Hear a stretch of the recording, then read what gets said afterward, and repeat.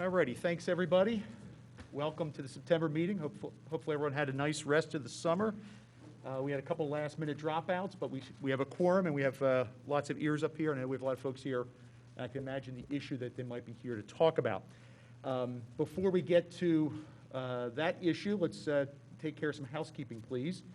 Hopefully all of you have had a chance to review the minutes from our July meeting. And at this point in time, we'll take a motion to approve them. So moved. Here a second in there too. All in favor? Aye. Those opposed? All right, the minutes are approved. Tammy, pass it on to you for our Parks and Rec report. Thank you, Mr. Chairman. I'll try to be brief. We had a really successful summer. I would say challenging, but successful. So I say challenging just because the heat really threw us a curveball for many, many days, more days than we typically would experience. So definitely was something we had to adjust to, particularly with our day camp program, which took place for the first time at Radnor Activity Center.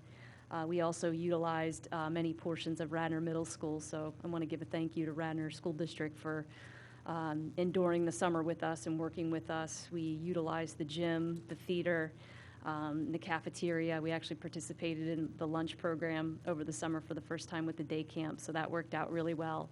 And then we actually were able to get the theater back at the end of the summer to have our end of camp celebration, which usually camp ends with a big theater performance. This year was to Frozen. So something where all the campers participate in, they dance, they have a good time. It's a very professional production. We had the families come out. We allowed one per camper, of course, to be able to attend just in light of COVID-19 and trying to adhere to health and safety parameters. We were full masks indoors. And camp really ran successfully this summer. So again, want to pass along a thanks to the school district for working with us. We also had Wizarding Camp in its, I believe, 12th year now, running with our department. This year it was at Hilltop Preparatory School, led by our very own program coordinator, Tracy Kroom. So of course, a variety of Wizarding-related activities went on there and traditions, ranging from Quidditch to Tri-Wizard Tournament, all the fun things that you would do and experience with regards to Harry Potter, of course. Always an annual success for us. And a sellout too. We had 2 sellout weeks this summer. So really, can't speak enough about the staff and all their leadership over the summer and giving good experiences to the kids of the community. In addition, we had 2 really successful events. We had a debut event that took place at Odoriceo Park. It was a music and movie night, and we had a couple of local musicians that actually performed. We had Domino Gilly, who is a young man who lives right in the Odoriceo neighborhood. He's a rising rapper and had a phenomenal experience that night with about 400 plus in attendance. A couple of other local artists to Radnor also performed. And it was a great success, and we had a movie night as well, and everybody seemed happy and fun and excited that it was a great debut event, something that people are looking forward to having in the future and becoming an annual tradition here in Radnor. So we're looking forward to that, continuing to grow next year. And then also we had our annual night at the ballpark take place at Enke Park. This is a major tradition for us. Actually, last year it was winner of Excellence in Programming Award from the Pennsylvania Recreation and Park Society. And we work with a local resident in Radnor Wayne Little League to utilize the fields over at Enke Park to have a wiffle ball, we call it a tournament, but wiffle ball classic, where folks get to come out and play on the fields. We have 3 informal fields set up on each of the 2 fields, A and B, over at Enke. It's a great time. The concession stand's open. Everybody has a chance to come and play on the fields. They get to play on the main fields as well as the other fields we have set up in the outfield. And it's also a fundraiser for the Delaware County Special Olympics. This year we did raise over $7,000 for that organization. So it was a great success. We did get chased out a little bit at the end by the weather. We had a storm that came in, but overall had great success with, I think there were over 17 teams that participated. So we did try to limit it, of course, just to keep the numbers down. We have a lot of great things coming up too this fall. So I did include a lot of those and outline them on the agenda. I know Commissioner Agnew would love me to give a plug tonight for the South Wayne Porch Fest event. So I want to make sure that I do that and also emphasize that Eric Bazillion of the Hooters will be playing there this year. So I know she was really excited. He was a last-minute addition to the lineup. And also, I know there's going to be, I believe at 11:30, there's going to be a 9/11 music tribute in honor of the 20 years. So that'll take part as part of the event. We'll also have the annual Fall Harvest event over at the Willows. That'll be taking place as well in October. We're looking forward to getting our trick-or-treat here at the Township building back on the map, hopefully successfully again. And the 44th annual Radnor Run will be taking place at the end of the month. So a lot of exciting things coming about. And then, as we turn the corner into the holidays, we'll get towards Santa's delivery and some of the other annual events that we continue to have on our plate. Thank you very much, Tammy. Thanks. Obviously, goes without saying, I know the summer is a very busy time for you and the staff, and all the reports I heard about all the programming, as always, thumbs up, and still in a challenging environment. So thanks to you and all the staff for all of that. One question I have, Tammy, will you be circulating the date for the commissioning of the Emlyn Tunnel Coast Guard? I'm not sure it's a cutter or ship. I know that's coming up in October, and I don't know if it's between now and our next meeting or not. It is. So just an announcement about that. So originally, that was intended to be, more of a public, open to the public, we'll call it, event. But we have learned from the Coast Guard that that's going to be a private by invitation only event. So the township was actually very limited to the amount of people that we could actually submit as names to be invited, of course, which, of course, we provided the commissioners' names to be part of that. But as we learn more, if that was to open up more to a public event, we certainly will take an opportunity to provide more information. So the date for that event is on Friday, October 15th. It is happening at the Coast Guard down in Philadelphia. I understand it's at 10 o'clock a.m. And we actually pushed as well to get mainline TV to get down there so that they could film it. So the great news is what goes on, we'll have the ability to rebroadcast it after the event to at least be able to show it to folks. We're also, I know we're planning to have a luncheon that will be here in this building on the Thursday, actually on the 14th. Once again, of course, that's going to be more of a limited by invitation only type of an event just because of the restrictions that we're under. And even at this point, we don't know how that's going to change because everything is evolving by day. And, as of right now, we are planning to hold the event. I might be sitting here in another week or two, and we may be canceling that event. So, but we certainly can keep you posted as more information comes available. That's great. Thanks a lot, Tammy, for the update on that. Okay, but reports, Board of Commissioners. Commissioner Farhi, anything to report? Yeah, just something minor. It's not a Parks and Rec, but just to touch on the 9/11 tribute that will happen before Porch Fest. Chief Kincaid of the Bryn Mawr Fire Company has asked me just to contact whomever and to share that they are having a memorial service at 2:30 at Bryn Mawr Fire Company. So people are welcome to come. Other than that, no, I just want to thank you guys for your service, Tammy, for everything you do. It was a great summer, and we're looking for another great fall with a lot of fun stuff. So thank you all. Great. Thank you, Commissioner. School Board, Director Babson. Sure. Nothing much to report tonight. Just welcome back after a busy summer. We had our first day of school yesterday, and kids and everyone are excited to be back. And other than that, I'm just going to turn it back over to you. I know we've got a good amount to cover tonight. All right, thank you. Last report is Shade Tree. Claire? Yep, a couple things. Shade Tree worked pretty hard during the summer, which was great to see.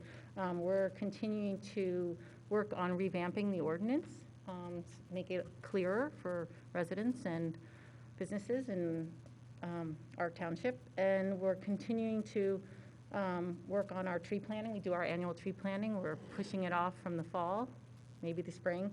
And also we're pursuing some grants. We have a Shade Tree member, Frank Paris, who's been really active in that for us. So that's about all for now. Okay, thanks a lot, Claire. I'm going to just briefly touch on a few old business items before we get to the new business item. On our old business, we have the Odoricio Park and Cowan Park basketball court renovation project. The update on that is, you'll recall last meeting, we voted to move forward with a special eye towards not touching any of the trees to the extent that they were living and viable. We also wanted to try to at least keep that footprint somewhat in line with what it had been at both places. As I understand now, the project at Cowan is waiting essentially for the project at Odoricio to get through the final design phases, because these will go out together as a package bid item, and hopefully that'll be done in short order. Tammy, anything to add on those? Okay. We also have the Cowan Park repairs to the playground platform transition bridge, and that apparently has been ordered. It had to go to BOC because of its price point being above $7,500, but that is also a work in progress. Anything else, Tammy, on that?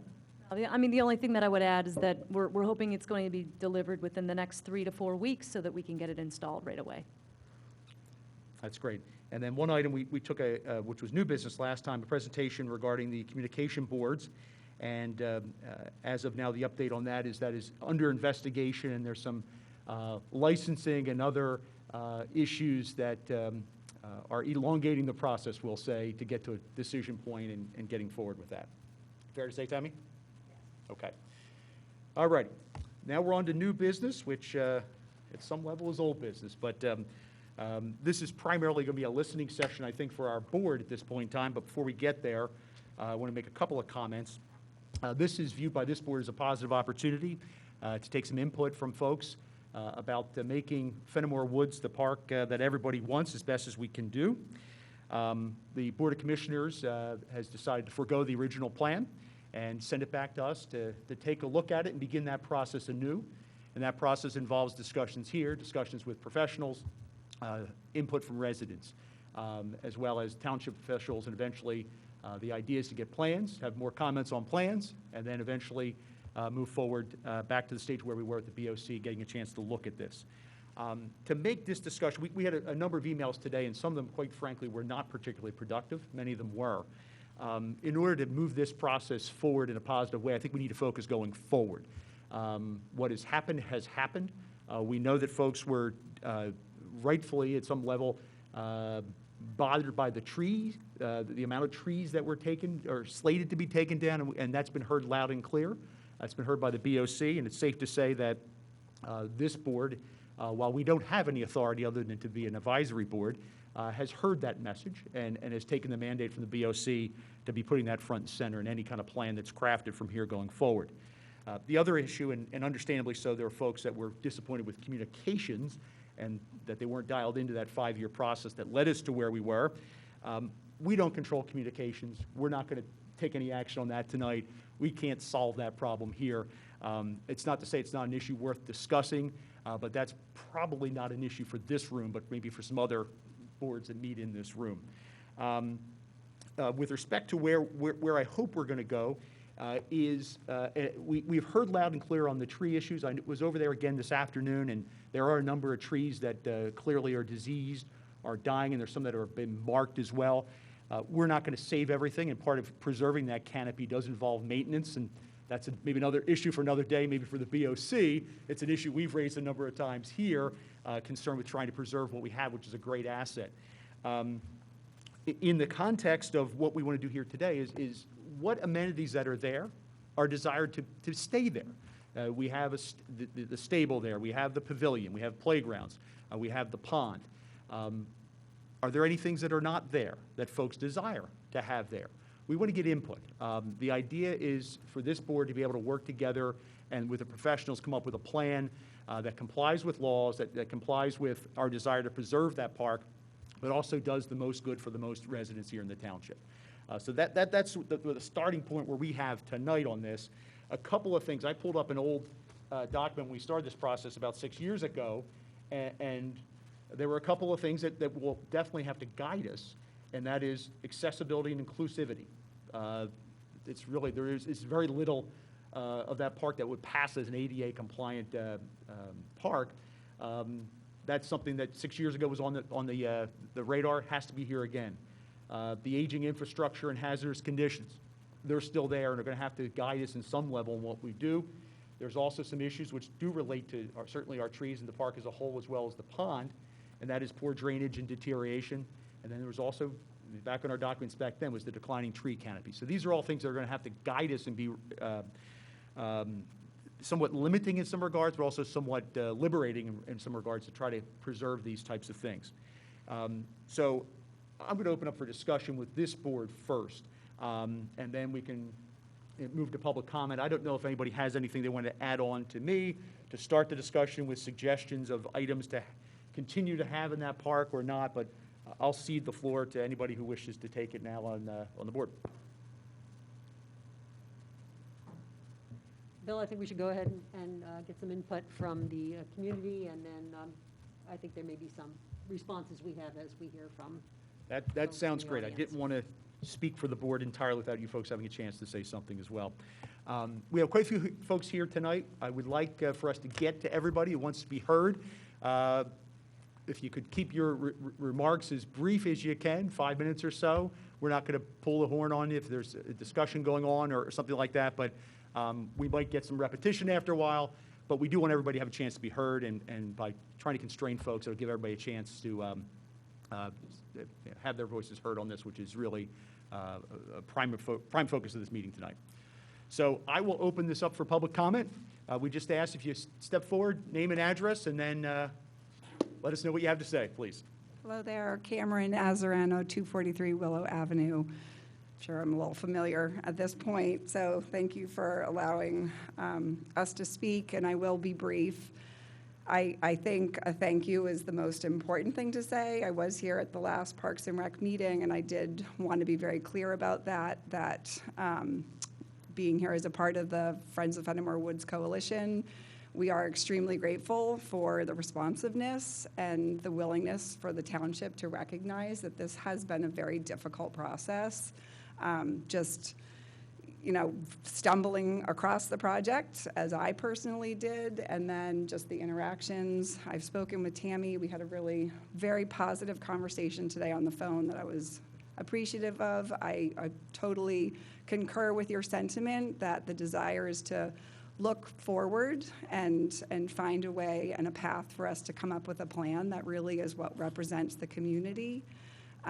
So please know that we do recognize the difficulty. There were no cheers of celebration at any point in time because this is a very big deal, I will say that.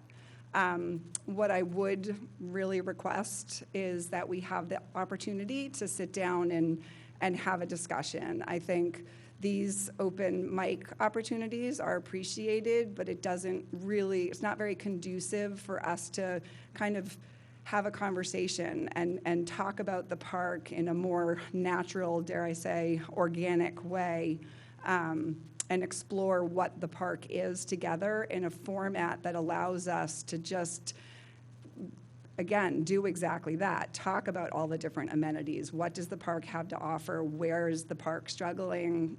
Where could we make improvements? And I know I mentioned that to Tammy, that we've spoken with some of the Garrett Hill members who were a part of that whole process, and so we have an understanding how that worked for them, and that the opportunity was afforded to them to sit down with the proper representation. So I do really strongly ask that this board consider giving the community an opportunity to have that type of a sit-down conversation. The final thing that I will say is that we are a very diverse group in the coalition, and we come from very different standpoints and have different points of interest and priorities. I stumbled across this initial project because of my passion and love for the pond area in particular. I am a tree hugger, so the trees were extremely important to me, and again, we're thankful. I think if you were to go, as maybe you did, and look at the park, there clearly are some very significant issues that need to be addressed in regard to Gulf Creek and the pond area. I was in the park the morning after both of the most recent severe storms we had. I walked the entire wooded area as well as the park, and I will tell you the erosion and the danger and the problems stormwater management problems that are emphasized in the wooded zone were not apparent in any regard, but the stormwater and erosion and water issues down by the pond are very apparent. So I think it's important for us to remember that. I will put a plug in for the stables. I think my love of the park comes from the historic nature of the park, and I think that that stable represents it. A fun idea might be combining the stables and new facilities with the pavilion area up top, keep the playground as it is, so maybe create 2 separate type zones. Final thought, and I'll be done. Definitely am sensitive to ADA and accessibility, so I don't want to write that off. I have a brother with Down syndrome. I spent a lot of time at the Institutes for the Achievement for Human Potential in Chestnut Hill, where I, at a young age, was exposed to children with severe handicaps. So it's been a part of my life and upbringing. That being said, my understanding is if we work within the footprint of the park as it is and work to make improvements and create accessibility, we don't have to do anything too dramatic to change the character of the park. And so that would be my final thought, is just to consider how can we do it and create an atmosphere where there is a natural atmosphere for all people to be able to experience, and not one that's maybe over landscaped or constructed. But thank you for your time. Thank you very much. Tammy, a question, and this is intended to be a dialogue, so I will let folks speak, but on the ADA issue, do we have to link both park, if theoretically we kept the parking areas as is, at least in terms of their footprint, do we have to link the amenities from both parking lots, or can we just do one parking lot? In other words, do we have to run something from the top parking lot down to the playground, or all the way up to the pavilion from the bottom? Do you know? Yeah, so, well, Kevin Selger is here with us tonight. He's from Gilmore and Associates, so he's been along with us this entire road. So I'm going to let him speak to that. I know that is a topic that has come up a lot, so I'll let him refer to it, and maybe he could cite, like, based on that scenario that Ms. Azzarano had presented in that scenario, if we were to do that, what would that look like?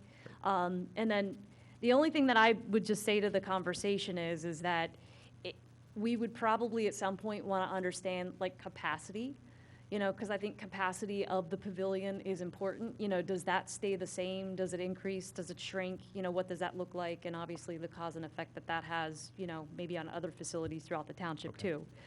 So I think that's important to it, because if that site then needs parking, not only from the upper portion of the park, but the lower portion of the park, that might tie in with Kevin would provide for us. All right.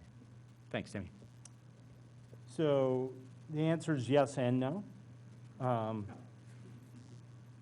The reality is it is a public facility, and the various public amenities that may be part of that facility, there must be an accessible route. So could that accessible route be provided from one parking area and not another?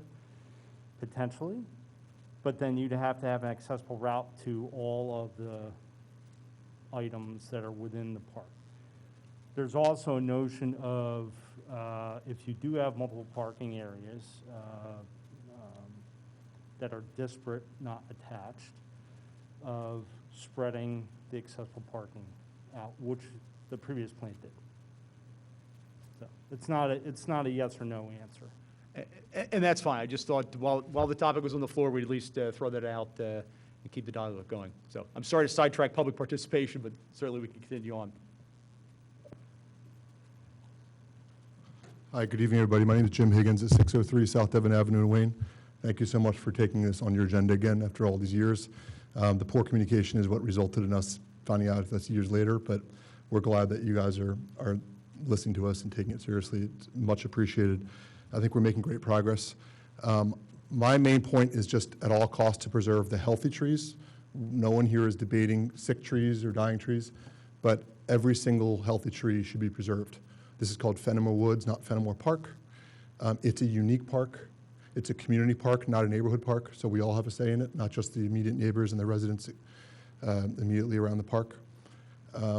Also, this wooded area is it's historical, and you'll learn more about that in a little bit from Mr. Kearney, but there's a historical aspect to the woods. The woods are on the maps from the 1800s. At all costs, we should preserve those, even if that means we don't get anything that some people want. What's important, I think, most important for your board to consider is that this cannot be a park for all people, and it can't be it can't be all things to all people is what I meant to say.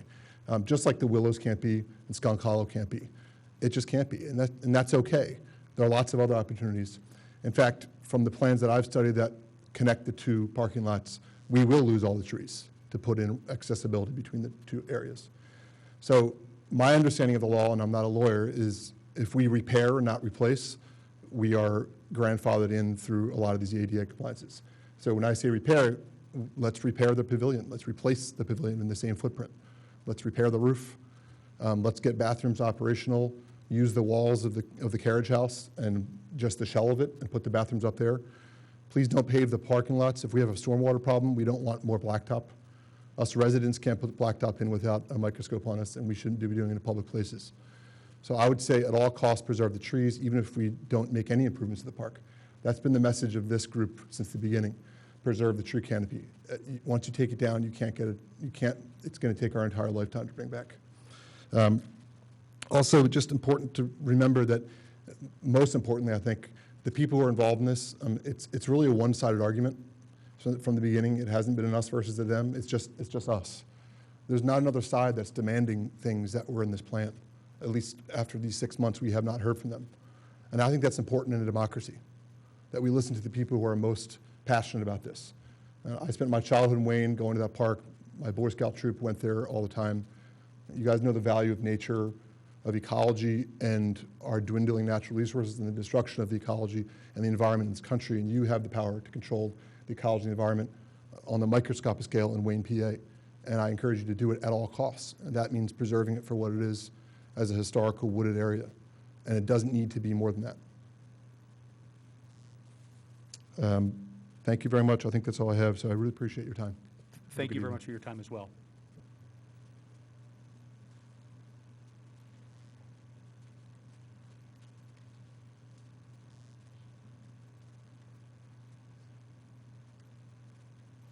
Hi, everybody. My name is Paul Vernisi. I'm at 470 Glen Mary Lane. First of all, I want to echo the thank you from the previous speakers. We really, really appreciate everyone coming back together and taking a new, fresh look at this project. I know that's not easy to do when it was at this place where it was in the approval process. So we really appreciate everybody coming back together to talk this through again. Again, I think as part of the Friends of Fenimore Woods Coalition, what I'm about to say is generally representative of the 300+ folks that have joined our coalition and care about Fenimore Woods. The most important overarching priority for us is just to save every healthy tree. As we, like the previous speaker just mentioned, we don't want to save unhealthy trees or dangerous trees, sick trees, dying trees, but healthy trees, we love them. That's what we love about the park. The second thing is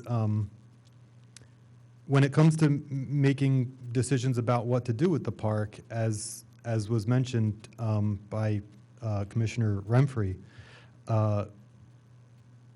we need to take into consideration what the people want. And I think that when we come up with our list of overarching principles and overarching elements of this, what we're going to do with this park, I hope that it's based on like really hard data that we can point to and say, we've gotten this feedback from the community. The community has risen up and said categorically, we absolutely need paved parking lots in Fenimore Woods. Like if that's the case, if that's what the residents of Radnor Township want, let's pave the parking lots. If the residents of Radnor Township want new playground equipment, absolutely, let's put in new playground equipment, especially since that doesn't impact, the trees. But so far, really, the only overarching thing I've ever heard anyone in Radnor Township come out and say they want to see in Fenimore Woods is trees.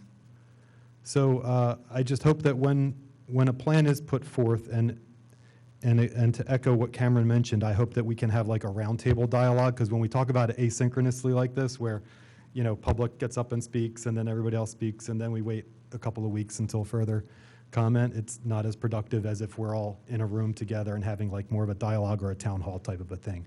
But again, like just to kind of like summarize, I hope that when we come up with our elements of what's going to be included in this plan, I hope that we're going to be able to point to where that came from. Did that come from concerned citizens, and is that really what the citizens wants? Really, I hear a lot about the trees, so I think that's the most important thing. The stables, again, to preserve the character, the historic character of the park, that would be awesome. And sure, if there's a way to make it, better in some way, that's great. We're all open to any way to make the park better, but the trees are first and foremost. Thanks a lot. Thank you very much.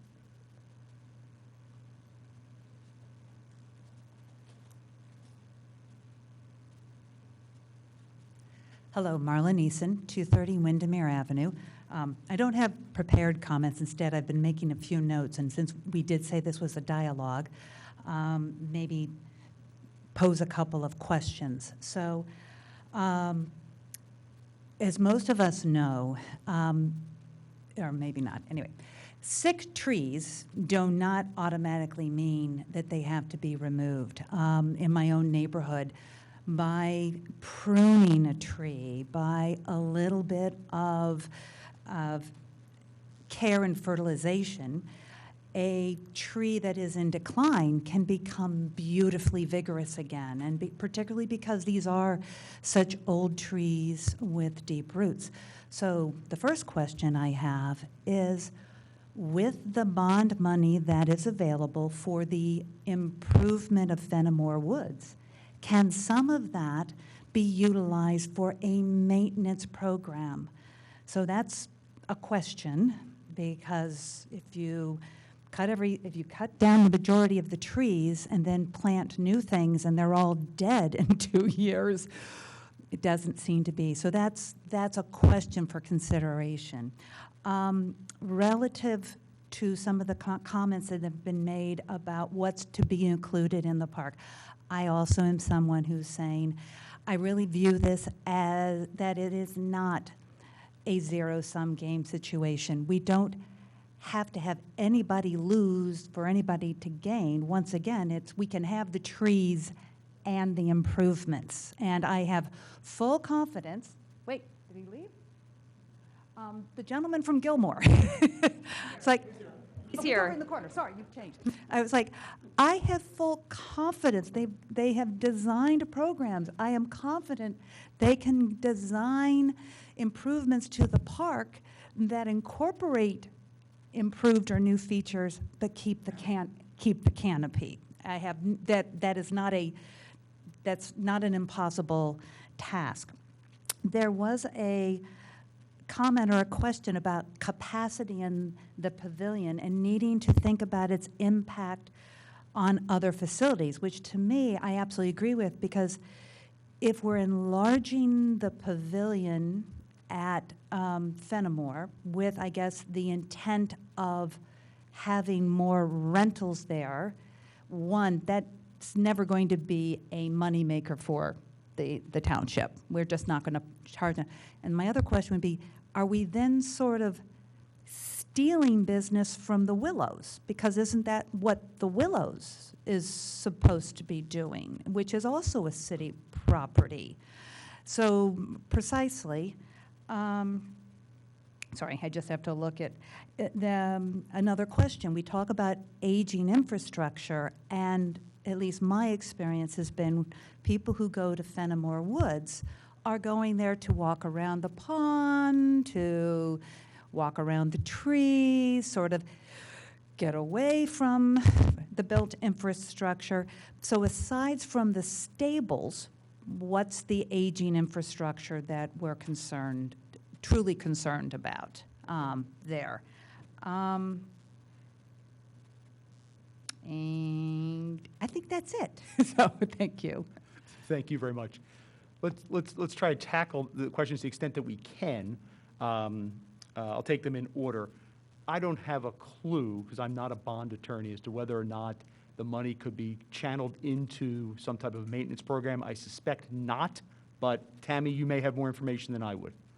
Yeah, I mean, just off the record, I don't have, obviously, a statement made up on behalf of bond counsel with this regard, but the money's borrowed for, a 20 to 25 plus year lifelong item. And not only that, the manner in which the Board of Commissioners had voted on the bond was so that it went towards infrastructure improvement. So, I don't know that the Board of Commissioners would have the authority to reallocate the bond and use it towards maintenance. I think that goes against the overall policy of the manner in which the bond was borrowed. But don't hold me 100% accountable on that, but I believe that that's my understanding of what that money is to be used for. I'll take the third question. The aging infrastructure, obviously the stables, the pavilion itself, and the equipment. I know we do tend to, the playground equipment, we do tend to try to circle around and update those things. Am I speaking out of line on that, Tammy, on the infrastructure there? Not to mention erosion problems and other issues that are more earthen in nature. Well, I had missed that when Ms. Neeson was discussing it. Can you describe that again? I'm sorry, exactly what the question was that she had asked. At the outset, I had gone through an old checklist that we had at the beginning of the project, and aging infrastructure was one of the topics that I injected tonight.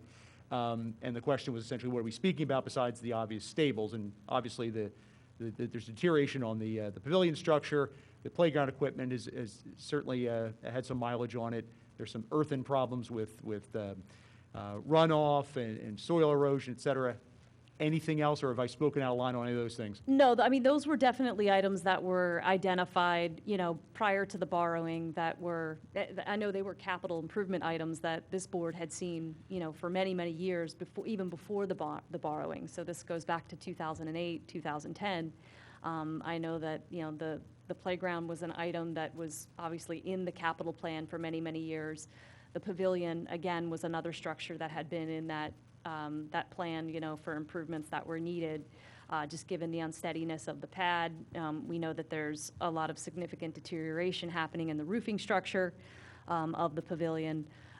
Things that, were identified as being improved, based on capital dollars and/or bond dollars if those were to become available, which obviously is why the project came to fruition in that manner. And then the other issue dealt with the pavilion. I don't have the old plans in front of me to recollect what the footprint was going to be with the new proposal, but I don't know if you can speak to, I know we have a pavilion of a similar size, a little bit smaller over at Macrone, and then we have the one there. How much usage do they get in terms of rentals, putting aside folks just sitting there to have a picnic from time to time? Both are utilized pretty heavily. I mean, obviously, we just opened the pavilion over at Clemacrone in 2017, so we've been watching those usages ramp up over the last several years. I think now we're, averaging about 15 to 20, a year, and that number keeps on growing. Now, Fenimore, on the other hand, is one that has had as many as 60 and 75 usages over the course of the year. So the suggestion that I made in regards to capacity wasn't necessarily to make an argument to increase the capacity. In fact, it was to, evaluate maybe that's something we want to look at reducing, because, that increased capacity leads to more parking. It leads to more parking lots and asphalt and/or, some type of surface that's needed, obviously, to be able to accommodate the traffic that's there. I know now, we do have groups that use the facility that are in excess of 100, 150, and I've actually seen those on days that they're there, and the cars are really packed into the park, and double parked because there is a lack of there's a lack of organization to both parking lots in a lot of different ways. So, you see folks park pretty creatively over there. So, it might be something to evaluate to reduce that if, in fact, a pavilion usage is something that is deemed a priority at the park ultimately. But knowing that those usages then, they may end up migrating over to Clemacrone. So then, we'll have an increased, obviously, need that might grow over there, just something we're going to want to be cognizant of and may ultimately want to put parameters, on what we're seeing if that was to be the case, at Macrone. Thanks, Tammy. Okay. Can I I'm jump in? sorry, Yeah, sorry, Commissioner sorry. Farhi, go ahead, please. Sorry, I don't want to steal anyone's thunder. I'll just answer two questions. So regarding the bond, again, I'm not a bond counselor, but those are for things that I believe that you can almost amortize over 30 years. So that improvement would have to be done on a case-by-case basis, and you can't really estimate from one year to another on how much tree pruning you're going to have. But I will say that, and I think it's almost, it's the view of the board, and I'm pretty sure it's unanimous, if there's a sick tree, it needs to come down. We had a fatality at the park, and that was not a, on the walking trail, and that was not a sick tree. So the board, we have a fiduciary responsibility as well as a health and safety responsibility to our residents that if something is a danger, it needs to come down. And that was also seen 2-3 years ago with those trees by the creek here. And then we had a fairly healthy tree that collapsed the comfort station or the snack bar at Enki, and that was a day before opening day or 2 days before opening day. So that's the first thing. And I, as a commissioner, not to supersede this board, couldn't sleep at night if I didn't take something, a known hazard, down. As far as the Willows losing business, it's a totally different venue. The Willows has weddings, so they have their own private, or I'll say, 503C board that runs anything from weddings to what have you. So that's it's just a different, This is, for birthday parties or little, parties, but I guess you could have a wedding there, but the big function weddings with bands and music, that's going to go to the Willows. This is something totally different. And then there's one more thing, because I hear that the trees are the big, that's what everyone wants to save. And I don't know if this board has done this, or Tammy, and I know that I just spoke to you quickly. I think where this is going is maybe if there was a questionnaire, some kind of questionnaire that could be done online or through you guys to say, what's the most important thing? I think that saving the trees is the first, but then is it the wall? Is it the parking lot? Is it the playground? Is it, it could be a million different things. So I think that would help this board. It'd also help the Board of Commissioners. It'd also help Tammy as well as our engineers on where we should proceed, because it's great, Jim, as you said, that we live in a democracy, but I think, you said it best, and people said it best, that understanding that this park can't be all things to all people, especially with our limited funds, and we have spent money on engineering that we're not going to use, so whatever we budgeted for the park, it's going to be a little bit less. So these are just some things that have caught, just from the first couple people that have spoken, as well as this board, that kind of caught my attention. I just wanted to just kind of throw that out there. But my apologies, Bill. I don't want to steal your thunder. Or No, it advertises the dialogue, so Okay, we want thank you. input. That's the whole point of being here, so. Gee, I'm caught on my earrings. Okay, once again, just because it's a dialogue. Yes, absolutely, there has been money spent with Gilmore Associates, but any engineering work that has been done can easily be transferred to revised, modified plans. So it's not lost engineering. It's built into what is part of the creation. From a professional background, I actually ran the procurement department for the whole city of Philadelphia for 7 years. So I'm very familiar with bidding and contracting, and actually Fairmount Park, which is the world's largest urban park, has tree maintenance contracts. So you can do a multi-year tree maintenance contract. And that is what you do, like anything else, is you maintain it, because absolutely nobody wants a tree harming or, heaven forbid, killing someone. But that's part of what maintenance does, is to avoid that. The solution, the solution doesn't need to be, oh, we think that tree looks sick, let's remove it. Instead, you create programs so they don't get sick to begin with, or you minimize that risk. So there are, and I'm sorry, I'm looking at, relative to the ordinance that was passed for the bond, specifically, it was $15,580,000 for the purpose of providing funds for park and trail improvement, library facilities, and refunding of the Series 2010 general obligation. There was an Appendix A, but all it did was indicate the amount of money per park on that. So we want to be a little careful, I think, when we start saying what the bond approved and what it didn't, because it was this very broad parks and trails improvement, and that's what was approved on October 12th of 2015. Just to clarify, though, the township manager, I did just have a dialogue back and forth with him. I texted him just to verify, and it actually would not validate towards any type of maintenance. So a maintenance program could not qualify under the use of the funds. It would have to be a 15-year plus useful item that would be attributed within that park, or within, in the case of the library. So, and I don't know if the Board of Commissioners has any control over how that goes, or if that is, an actual, bond definition. We probably would need that expertise from our finance department, but I just wanted to weigh in with that. And then just as far as the maintenance of the trees, I think, everyone, is, at least I know, like on staff, in agreement that, there's definitely more care and maintenance and time that's needed towards trees.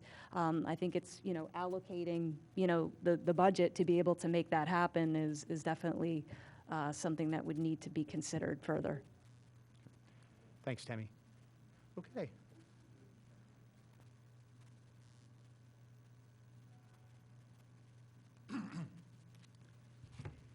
Good evening. Hear me okay? My name is Michael Kearney. I live at 124 Walnut Avenue in Wayne.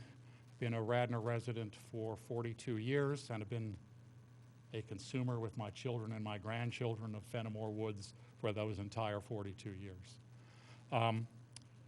I'd like to speak a little bit about the stables, but before I talk about that, I want to talk about the woodland in Fenimore Woods. And the reason I do is because Fenimore Woods is part of a historic landscape, and by that I mean there's a landscape that's been on that property since at least 1875. We have maps of the area, and again, in 1875 most of Radnor was farmland, but there were woodlands set aside, and on the 1875 map at the Historical Society there is in fact the entire parcel of Fenimore Woods is covered with woodland surrounded by farmland.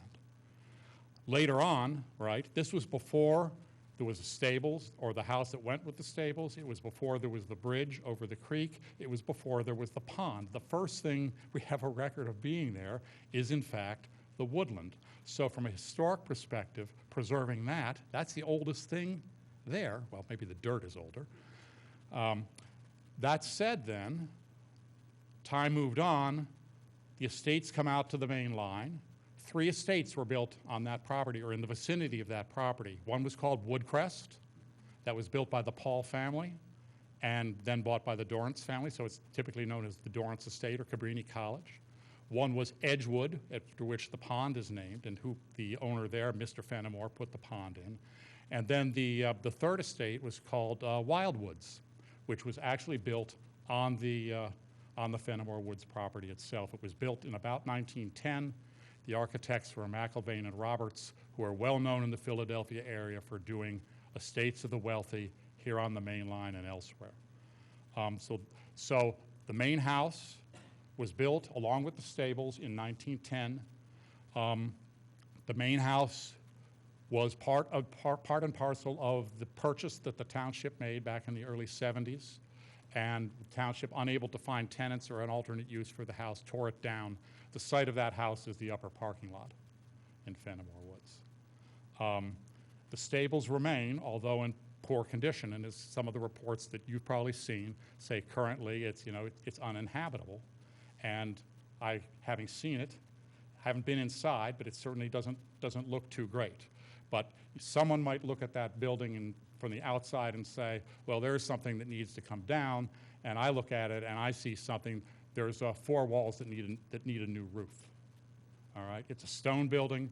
The stone, I don't have engineering reports or anything like that, but the stone building, part of the building, seems to be in reasonably good condition. So really then, the forest canopy, the stables, the bridge, I heard it referred to as a wall. On one side it's a wall, on the other side it's a bridge, and it used to be a bridge. Where it's a wall is because there's a creek coming down underneath the playground that empties out under that bridge that was backfilled, and then the playground was placed over it. So we have the stables, we have the bridge, we have the pond, and of course we have the canopy. Those are the four elements of this historic landscape that reflect the history of Radnor from at least 1875 forward to today. It's not the landscape it used to be, but there's enough of it left there that it has real value to the township. And finally, just to the suggestion of sort of having dialogue about this, my suggestion would be that the township set up a series of working sessions, facilitated working sessions, where people with interest in particular areas of the park can come together with the township staff and maybe members of the board to talk through these things and ask and answer questions. Because everybody thinks they have a good idea, but you don't necessarily have there may be reasons it's not a good idea and we're simply not aware of them. But that's the kind of thing that facilitated sessions can take care of, so then the group can come back together with a plan in which everyone, at least all the stakeholders, have been heard in more than just sort of this telephone. This is more like an email exchange, actually. So I very much appreciate and thank everyone for for listening to us. And personally, I will volunteer to participate in those sessions as appropriate. Thank you very much, Mr. Kearney.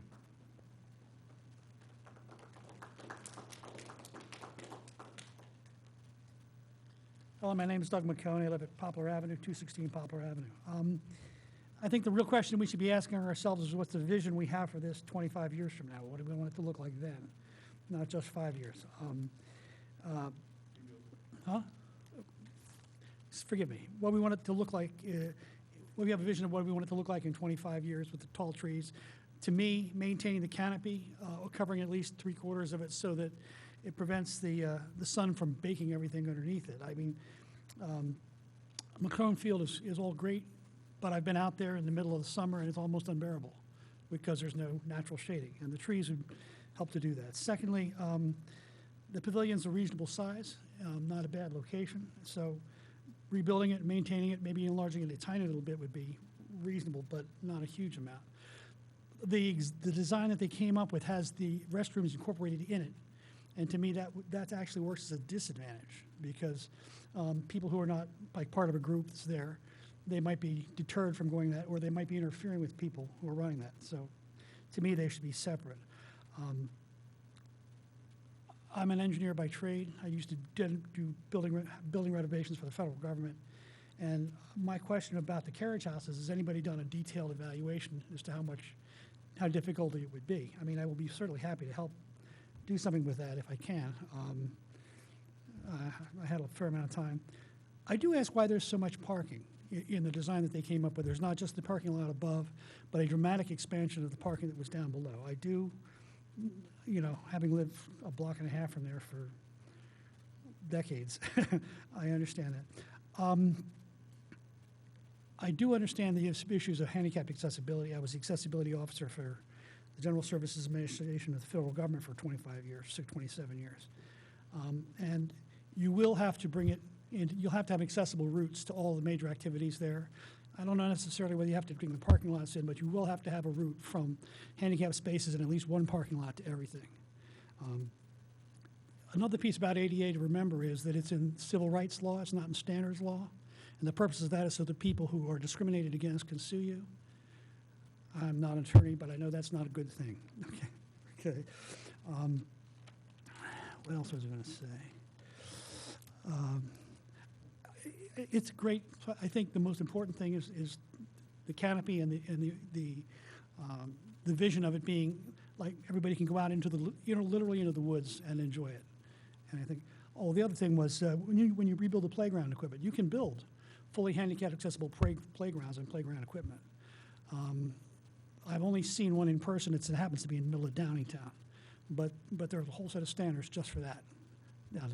And I can direct people there if they really care, because I may have retired 4 years ago, but this stuff was drilled into me at the time. Question? Thank you very much. Thank you, sir. Tammy, there was a question raised in there, and I don't know if you have an answer, and that is whether or not there was any type of study done on what we've referred to as the stables. Not a detailed study, no. I think that's something that would have to be further explored. And then relative to what use is intended. Thank you.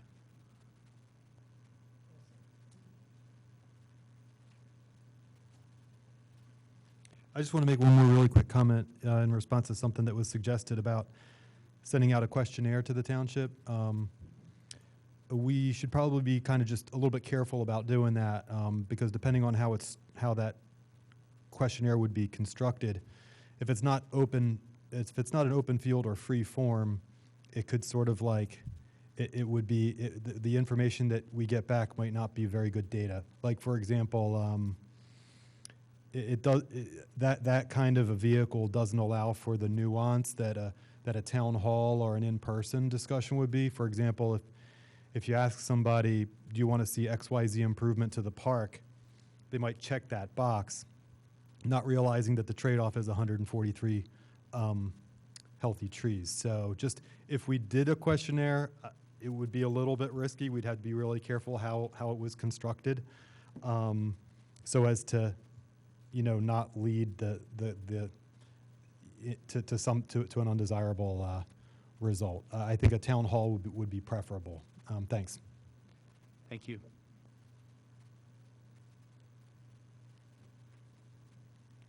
Good evening. I'm Christina Peters of 429 King of Prussia Road. Thank you for giving us this opportunity to interact with you and share our thoughts. Listening here tonight, I hear a lot in favor of the canopy. One more vote, favor of the canopy, let's keep it. Listening to the back and forth, what I'm hearing and what I've heard at previous meetings is that a lot of the tree loss, if there is any, it would be driven by the need to provide infrastructure for cars and for accessibility for pavilion rentals, large gatherings. As has been noted, it's a small park. And the more I think about it, the more I think this just isn't the right place for it in the township. We have, if we need to provide a place for people to rent a pavilion for large gatherings, let's look at where else we can put that. We've got plenty of place that's already flat, plenty of places that already have no trees, plenty of places that already have parking. So just to take a moment to ask the other 25 people here, does anybody feel like we need to have party rental at Fenimore Woods? Raise your hand. No way. Okay, we got one of the 25 likes having the rental pavilion at okay. Oh. But you feel it has to be there, not somebody that's.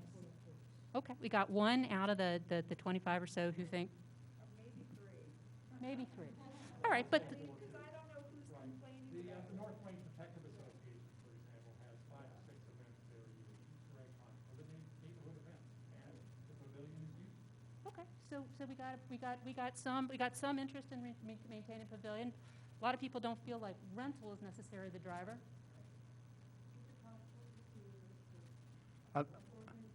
I'm sorry. this is being, I appreciate the call and response, but Okay. it's really hard mechanically for this to be projected to other people in the public who can't get here unless folks are at Understand, the microphone. understand. I appreciate the point. Understand. I just wanted to give everybody a sense of the feeling in the room, strongly in favor of canopies, not a majority in favor of rental groups of large numbers, some support for community events, and an interest in learning more about what use is actually being made in order to help guide our process going forward. So I, like you, took a walk in the park today, just to have a think about it and compare it to how it was in the days when I took my kids 15 or 20 years ago to play in the shade. And frankly, it's not as beautiful as it was then. As much as I love it now, it's not the park that we enjoyed back then. Why? A lot of the trees are in decline and need some attention, not removal, but attention. Many trees have been removed and not replaced. They can't replicate naturally because the lawn, obviously they can't seed and grow. I heard a lot of bird call. The migration's heating up, so that's wonderful. I saw a lot of beautiful native plants, but I also saw a lot of invasive plants. Japanese knotweed, lots of invasive vines pulling at the trees we already have. And I recalled that one of the really appealing things about the Gilmore plan was the emphasis on planting new native trees, new native shrubs, new native perennials to enhance the ecosystem. And I'd like to suggest that whatever we do going forward should de-emphasize the built infrastructure at this very special site and double down on the natural woodland environment. My list, as I sat here, of things we have infrastructure for here in the township are programs, dog lovers, players of basketball, football, baseball, soccer, cyclists, golfers, skateboarders. I think we ought to keep in mind the needs of walkers, birders, pond gazers, frog chasers, daydreamers, players of hide and seek and elaborate imaginary games. They need parks too. This is our park. Let's go in that direction. Thank you. I'm going to invite our friend in the back row who is speaking, if you wish to. I don't mean to force you and put you on the spot, but I do want you to have your voice heard. Thank you. I'm Holly Ferguson. I live on Walnut Avenue, just up the road from Fenimore Woods. And I was just curious, can we get, I have no understanding of who rents and uses the pavilion. I think it would be helpful to know, who that is and how it's being used to help decide, do we need it or not? That's one question I had. The other question about maintenance, surely you aren't going to improve this whole park and not have a plan for maintaining it. So I don't know where the money comes from, but it would be helpful to know and to understand that. And I think your idea about, planting and labeling, educating about.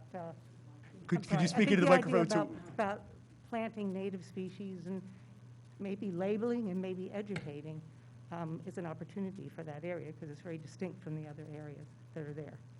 And then I would just say quickly, my grandson, my children used to love the park. My grandson, his favorite thing in the park is to throw sticks over one side of the bridge and watch them come out the other. Although he enjoys the playground, that's his favorite thing to do. And another grandson, a friend of mine, caught the biggest fish I've ever seen a week or two ago in that park, and it was just a highlight of his life. So I think the pond's a very important and distinct feature that we should be thinking about. So thank you. Thank you very much.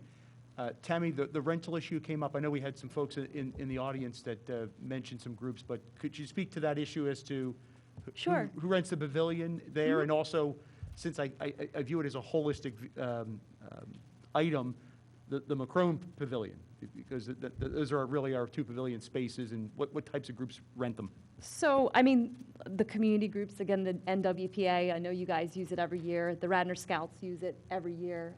We get a number of school groups that use it. I know St. Catherine's, Radnor Elementary, Wayne Elementary, they all have annual celebrations and annual things that happen there. Some of the high school banquets, like the swimming club and the swimming team, I should say, and their teams have used it for banquets and different types of activities throughout the year. I know that they have going on, so they're some of our more regular users. But we do have a lot of annual groups that use it for their reunions, for their different celebrations for their organizations, and we do have a lot of business and corporate usages that go on there. We probably average somewhere around 40 to 50 each year. Like I said, some of our peak years have gotten as high as 60 and 75. I remember years going back, especially prior to 2010, where we had a lot more increased usage. And then obviously once the bathroom situation changed over there, when we did shut the stables down because they were no longer safe to enter for the bathroom space, and we moved to portable toilets, we did see a dramatic decrease in what was going on there. But as far as maintenance, I know as part of the planning for the park, I know we were working with Gilmore to come up with a plan on what that would mean and what that impact would look like, not only relative to the infrastructure moving forward, but also to the trees and to the new landscaping and everything that would be reforested and was intended to be reforested, of course, as part of the park. So it was definitely some consideration that we had been given. So that we could factor that in, with regards to our staffing and our operating budget. Of course, definitely a really important thing and something I know we've seen relative to projects like Clemmercrone, like the Tap Trail. A lot of things that have happened in the last year, of course, have made an impact. So definitely an area of importance for us. Education also was another planned feature within this park with regards to the landscaping, the native plants, education about the rain gardens, and the wetlands and things like that was definitely something we wanted to bring fruition to. Certainly something that could become a lot more, with deeper emphasis, of course, with the park, anticipated to go in a different direction. Thanks, Tammy. For those who may not be as familiar with this board or have attended other meetings, the topic of maintenance, especially with regard to trees, has been a topic here before. And our Public Works Department is second to none and works incredibly hard, but they have limits to how much they can possibly cover in a workday. And it's been a topic that's been here before, and I hope it's one that continues, quite frankly, not just for this park, but for all the parks. We have a wonderful asset with our trees, and we should invest in them. Yes, sir. Terry Lindsay, 201 Church Street. I want to thank everybody for keeping the ball going in Old Doricio. And since one fellow decided to go back a couple of years, I'm going to go back to a couple of years. When Sisters Old Doricio gave this property to the township, they had grandiose ideas. One idea that I liked was a swimming pool, but the township shot that down after they died. So I guess that's not going to happen. But what's some of the neighbors that I've been talking to that butt up against Old Doricio is baffled about the speed that nothing's being done.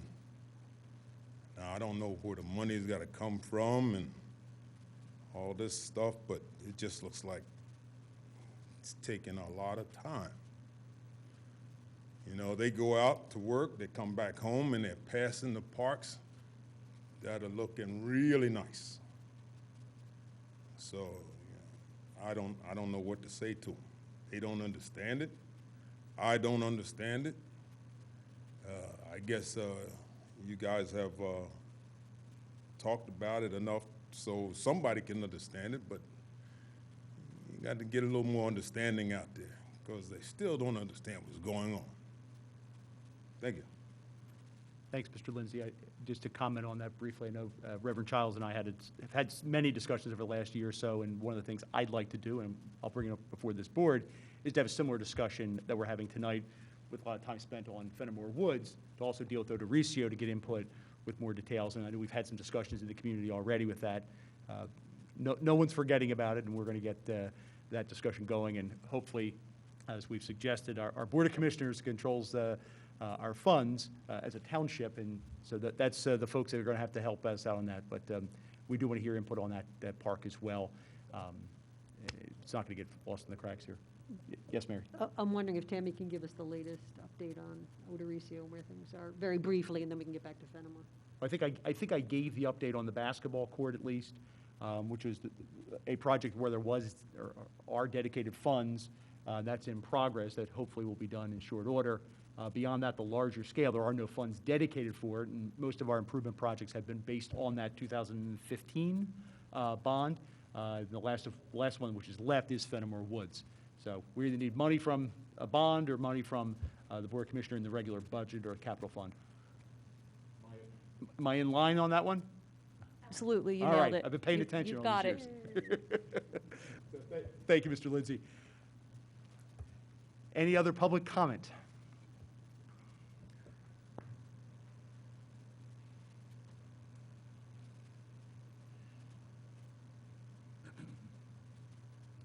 Good evening. I'm Jeremy Ferguson, 223 Walnut Avenue. I'm actually a third-generation Radnor resident. I drive by Fenimore Woods practically every day and have a pretty good sense of what's going on there. I applaud the notion of preserving the canopy, but I wanted to talk about something else. And that is that the park is also a mulch distribution location, which I think is great. And a lot of our neighbors take advantage of that. But there's a safety problem with that. And I'm not sure whether you're aware of that, especially in the springtime, what you see is one after another commercial landscaping people loading up their trucks from that pile of mulch. Sometimes there are a couple of trucks there. They're pulling in and out of the lower parking lot. It's pretty close to the playground. What can be done to, and I'm sure they're not supposed to be there, it's for residents.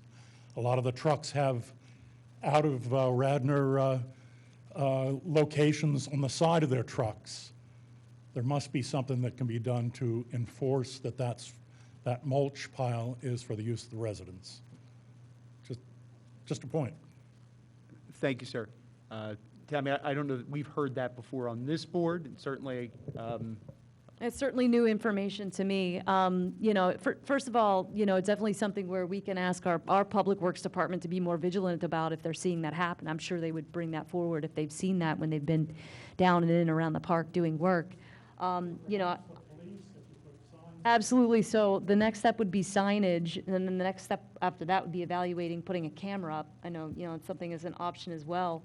But if you believe that there are commercial landscapers here that work in Radnor Township or Radnor Township businesses, maybe there's a way we can communicate or put that message out, asking people to not do that. Because I have to believe if they're doing it at Fenimore, they're probably doing it at other locations as well. And, maybe it's a more global concern across the township. So it's something that we want to work to try and stop that from happening. Tammy, can I just jump in and Bill? So that may be the case. What also may be the case is that a resident may have gotten some of the mulch and they want to match some of that mulch, and they may have told their landscaper, hey, this is where I got it. Not to say that some people may come and take it, but I think it's going to be really hard to police it. Cameras are... Okay. Yeah, I mean, that's something that we could talk to the police, but I don't know if, my personal view is that, if that's going to be the case, it may not make sense to do that at that point. So, but anyone can help themselves to mulch. we prefer that that it's there for the Radnor residents. I think signage is good. But, no, it shouldn't be done commercially, but, And it's not a safety hazard, multiple trucks pulling in. So, I hear what you're saying, but trucks, if I have a pickup truck, I could go in there with my truck. So, traffic is traffic. So maybe it's actually safer that you have one truck that takes a lot of mulch as opposed to 15 little cars that take a bucket at a time. I don't know. So I think there's two issues here. One is a safety concern. One is who's, okay, then that's one issue as opposed to who's taking the mulch. So I think that they should be evaluated separately.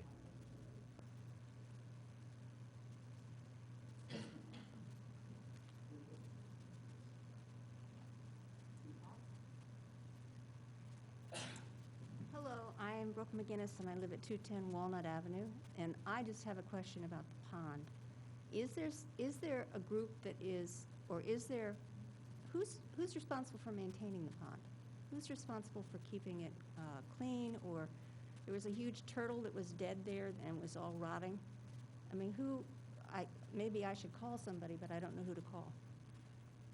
Tammy, I'm not even going to try that one. Well, I mean, the 'Cause I know you'll know township, the answer. the township's definitely responsible for maintaining the pond, but, I mean, we rely on, again, either Public Works, our park staff members being down in there to, notify us if they see things like that, but that's never been reported. It's something we would certainly want to know about so that we could address it, so that we could maybe try and find out, why that happened. If there's, like, we had turtles that came up dead at the Willows, and we did some studies to try and find out why that had occurred, by sending those out and getting more information. So it would be certainly something we would want to evaluate, especially if it was happening frequently. So that information would be reported to our department, or it would be reported to the police, and then we would obviously investigate to try to find out what happened. And the trash and the debris that's there? There's trash and debris. Where around the pond in area. Well, we can evaluate maybe putting more trash cans around the pond and around the area, but again.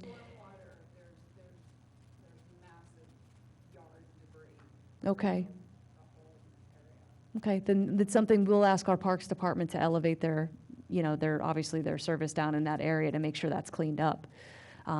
So I think it's just awareness that we know that that's happening, because I do stop at the park frequently on my way in. It's not something that I've seen on a regular basis, but I know it's something that if it's happening, we want to address it right away. Certainly cleanliness in all of our parks is paramount, so it's something that's key we want to know about if it's happening in certain locations, or maybe it's more frequent after storms, and maybe that's something we can evaluate, during those times. This will be my last comment. If you see a dead turtle or dead animal, call 911. They'll make an evaluation to either send the police or send animal control out. Tammy does an excellent job, and I will say that Tammy is very approachable. I think you all probably have her email address, so if you see something that's wrong, the township building is open from 8 to 4, and you have Tammy's email and staff's email, or you talk to your commissioner and they will forward that on there. But we're all pretty approachable. We all want the same thing. So if there's an issue with not only this park or any other park, let us know. I mean, they are, I don't know what to say, that when we get a letter of concern, we act on it promptly, quickly, and we get back to you. So if you see something, say something. Tammy and our Public Works are probably the most responsive group of people that I've ever seen, as well as our police. So anything out of the ordinary. There's trash, there's debris, and come here and talk to us. All right, don't wait until there's a problem before you say, now there's a problem. Let us know so we can handle it and we can take preemptive measures. Thanks.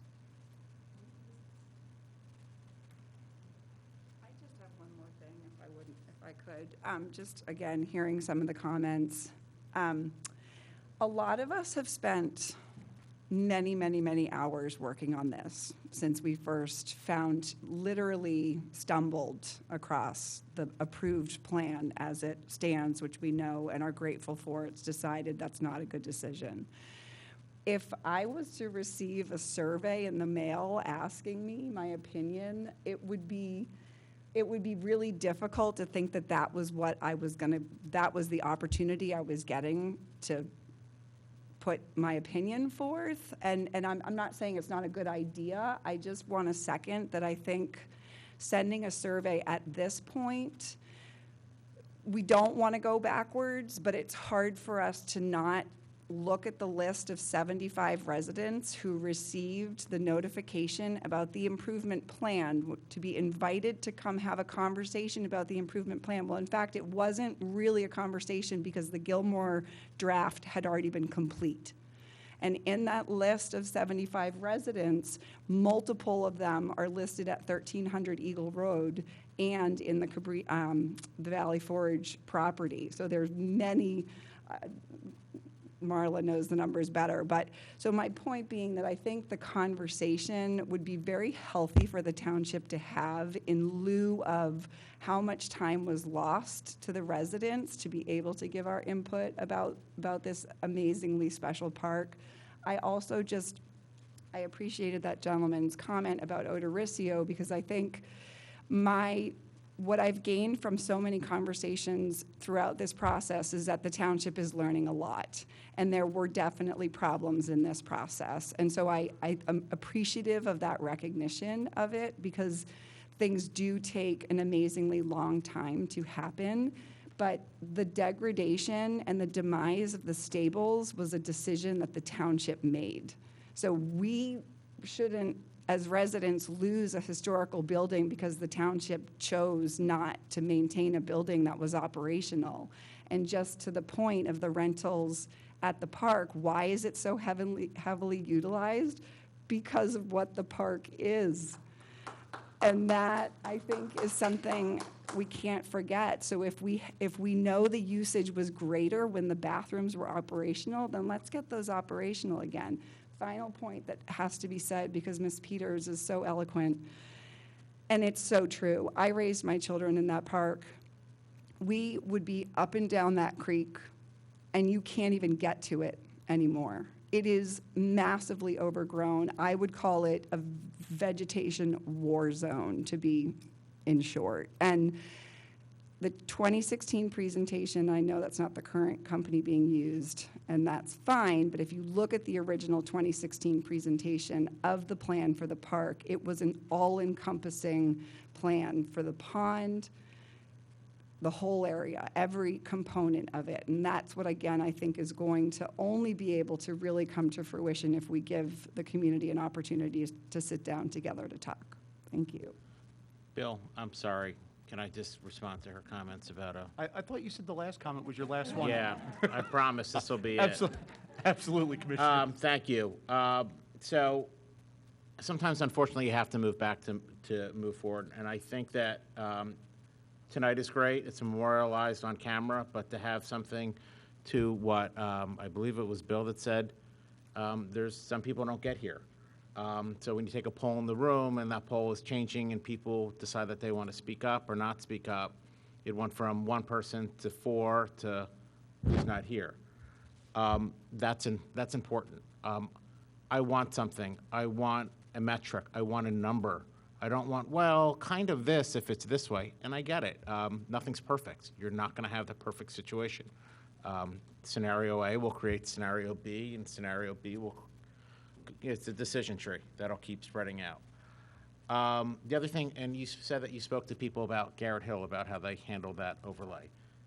That's just something very sensitive to me. I am the commissioner in Garrett Hill.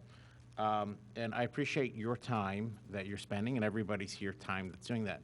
But I want to get this right. I want you to work smart, not work long. You can spend a lot of time on something and it doesn't work, and then you say, well, we've invested this time, so you have to do it.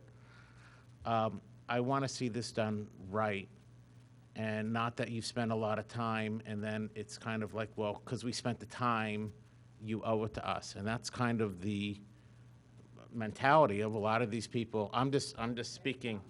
It's not you, but that's the Garrett Hill Coalition mentality, and 10 years later, there needs to be changes.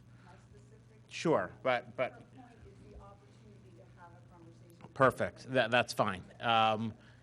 Sure, and things get twisted 10 years later. For instance, we put a conversation at Emlenton Park, and part of these people in the coalition said having Slim Jims and Coca-Cola and Gatorade is outdoor dining. So, again, like I said, these conversations are great. You've done a great job energizing people. I just want to see, I want to see this stuff written down so we can go through and see what are these common themes. It may be a ranking, it may be something, but we see this, because maybe we're missing something. And To do that now, mm-hmm. when it wasn't done back then, Mm-hmm. to say that now we're gonna, because that was what we were told. We were told the plan that was approved was what people wanted. And that was something all along, and I think Jim pointed out, we're all very willing to listen to other people's Sure. opinions. And So. I think even ours in the group is varied, so I guess that was just. Sure, and unfortunately, you know, this was presented at Parks and Rec, this was presented to the board, and we didn't hear, you know, much concern, so. Okay, you're saying that you didn't know about it, but you're at this, well, please let me finish here. So you're saying that you didn't know about it, and that's fine, but it wasn't that it wasn't presented. You know, maybe there wasn't communication from the commissioner's end, who probably should have gotten that out there. But this stuff is in our packets. This stuff is brought up at meetings, and we did have a large presentation when it happened. So I understand that there's an issue with communication, but it is a township part, and it's not only the people in the township, people outside the township can use it. Thousands, correct. But so, okay, so we don't notify you about every little thing. I mean, I'm going to say things that may be hurtful. I understand that you spent a lot of time, but I'm just going to speak. We have an agenda. Every meeting we have an agenda. The microphone's up here for public comment. I'm sorry. Sorry. This is not fair. No, I'm going to finish it, and then you can speak, Jim. But we have an agenda, and these things are on the agenda. So, unfortunately, you know, it takes a situation like this for people to get active, but this stuff is on the agenda. I don't know where to start, but it's Mr. shocking to me that. Mr. Higgins? Yes. Wait one moment for a second. Just to Ms. Azzarano's comments, the normal procedure, this will be before us many times. We'll have many meetings, and I would like to try to keep our discussion forward-thinking. Not that we can't learn from lessons of the past going forward, but this is not going to be, the vision is to get ideas, to get to the Gilmore folks, to get plans, and the plans went through at least 3 or 4 changes on the first run. I don't know if that happens again, but there'll be discussion, there'll be opportunities. I think some of the ideas about large group meetings, I don't know what the sunshine requirements are and all that, but they sound like a good idea from a logistical standpoint. So, excuse me, Mr. Higgins, go ahead. No, thank you. Commissioner Farley, I'm really disappointed. There is no them. I mean, there's over 300 people who signed a petition. They're from all the wards. This is a community park, not a neighborhood park. It's your responsibility as our elected official to speak for your constituents. And I don't see anyone on your side on this, that this should be moved on because it's already crossed the line. I never said that. Please don't put words in my mouth. Thanks. It's obnoxious, it's rude, and most of all, it's disrespectful because it's been 6 months of us hitting this issue. To say that now we need a survey and metrics, this is the metric. The emails to you that are bombarding you, that's the metric. That's the metric. Not a survey on Google Forms. This is the metric. 300 plus people asking for the same thing to save the trees. 76 people got letters about this. Many of them live in dorms at Eastern College. 33 of the 76. That's not public outreach. So, no, we're not on top of everything that's happening here. But I just think there's an obstinance here that's about ego and not wanting to go back on a decision that you made. Not you, but certain people, when we know it's wrong. It's wrong for the environment, it's wrong for the ecology, and there is no rationale for moving forward with a plan that's going to destroy trees. I haven't heard one person say we need a bigger pavilion. That's a priority? Since when? Where are the residents and the voters asking for a bigger pavilion? Where are they? A bigger one? They don't exist. Who are we arguing with? It's us versus who? 300 plus people. I just don't get it, and it's amazing that it's not one metric. We've had multiple meetings that we've gone to, and we've had months and months of this. This is what democracy is about. This is citizenry involvement. This is why you're elected. You're accountable to us, the voters.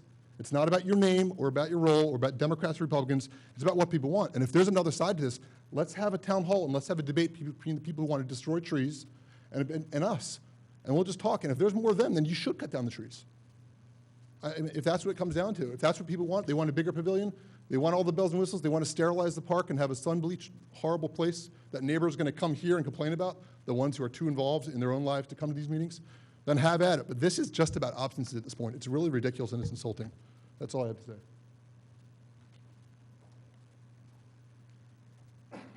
Christina Peters Woods again. I did review the Gilmore plans that were on the website, and I thought, hey, this looks great, lots of native trees and plants, and I leafed through it, and because I'm not an expert at reading these things, I didn't realize how many trees, mature, healthy trees, were going to be taken down. Nowhere in that presentation was it headlined, hey, we're going to have to take down a whole bunch of trees to bring you these improvements. That's what we're talking about. If you had put up something in the park or tagged the trees you plan to take down or somehow conveyed to people, if you want X, we're going to have to do Y. That would have been a more meaningful communication. Communication as it was didn't give us the key information that these improvements, which you may independently want, are going to have this cost. So what we're all here to say, all of us, so far as I can tell, raise your hand if you're not, is save the trees. Whatever decision tree you have, if we're going to have accessibility to the pavilion or the bigger pavilion or whatever we have, whatever the decision tree is, if it takes down trees, a lot of us are going to be against it. There you go.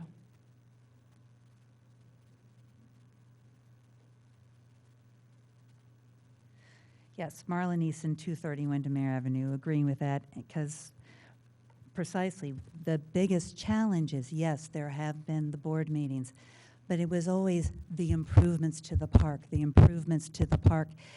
It is surprising that it took 4.5 years after the plans had been developed and come through this process before it went to Shade Tree to say, now we need to take down the 143 trees. So the discussion about the plans for the park, and the other thing is, it would be very helpful on the schematics. Kevin, I'm sorry, I didn't catch your last name, from Gilmore. So there's a beautiful color grid, and the darkest green and biggest green circles are indicated as the new canopy trees. But that, unfortunately, that visual is misleading because that's the size the canopy trees will be in 50 years. We'll all be dead. Meanwhile, the trees that are being removed are lightly colored, so they almost look like background bushes.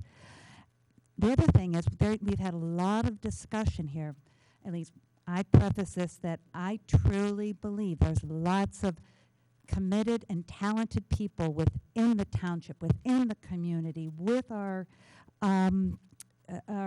contractors. So it is disappointing to me to hear this forum degrade into what feels like a competition, and that makes me so sad, because this is a beautiful park that, once again, we should be looking forward to. So maybe, since we do have Kevin from Gilmore here, and apparently he's very familiar with that, he could share with us his professional perspective on what can be done there to enhance the park while preserving the trees. I'm going to invite folks who haven't spoken. Well, I'm happy to have folks come up multiple times. If anyone who hasn't been to the mic yet, I want to make sure we get input from those folks. Good evening. My name is Stephen Fletcher. I live at 242 Highland Ave as of April.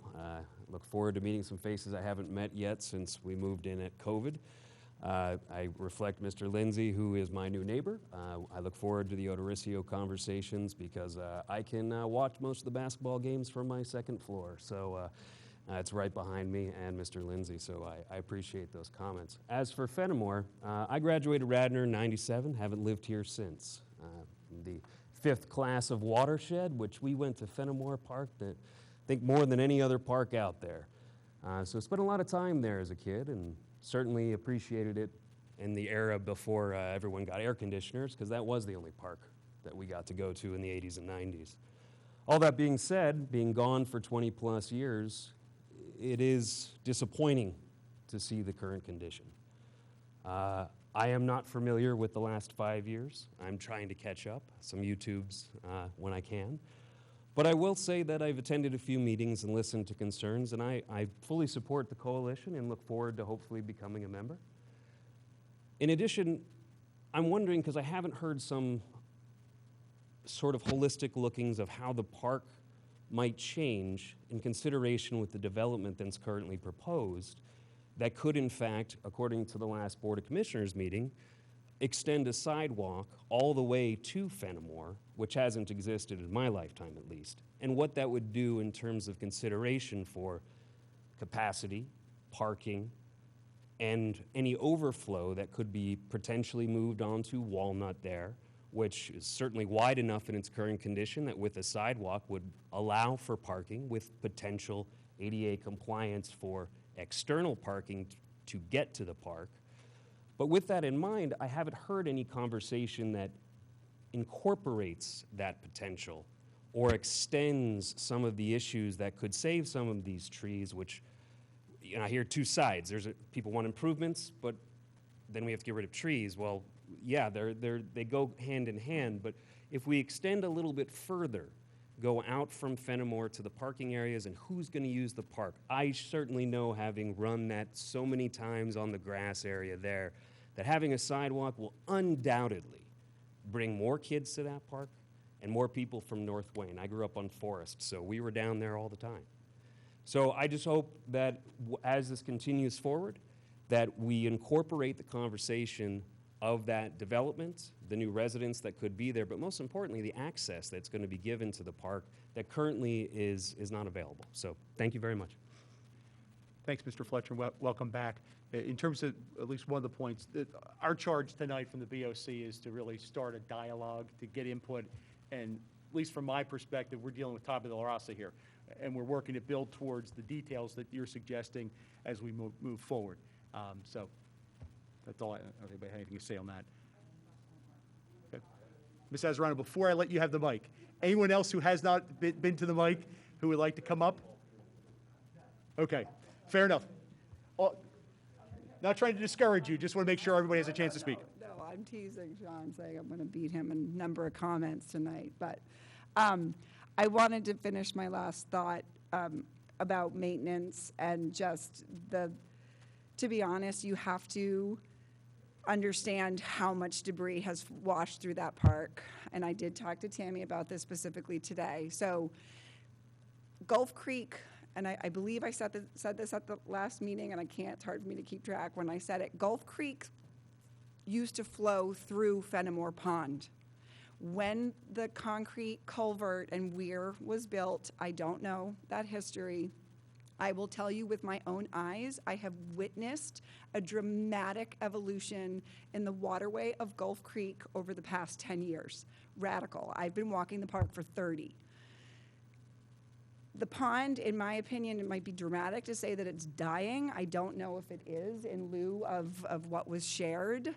I know that gravel has been used at least on 3 occasions to try to help the wet area that's now between the weir, the culvert, and the pond, because why? The water wants to go to the pond. The pond is not being naturally fed by Gulf Creek like it used to be. There is a water problem. Right now, there used to be a current valve system that was there. There was a huge, large, at least 6-inch pipe that ran in the concrete culvert. It went to a valve and then flowed to the pond. Clearly, it was used. Since the last storm, all of the gravel that has been laid, not much of it, has been washed into the pond. Okay? So we now have who knows how many pounds of gravel that are now from the township put. Township guys are amazing. And I kind of am thinking to myself, we're talking about how challenged they are. Grow them, grow their group, grow their numbers, because maintenance is a problem. There's garbage cans, there's lawn chairs, there's trash, there's anything you can imagine, you can find it in Fenimore. There was a traffic giant orange cone for, sitting in the pond. There was a cooler floating. The canoe, one of the canoes, all of quarantine was in the pond, and dare I say, I didn't tell anybody because my children actually really enjoyed using it during quarantine. But I think maintenance of that park is more than just a need.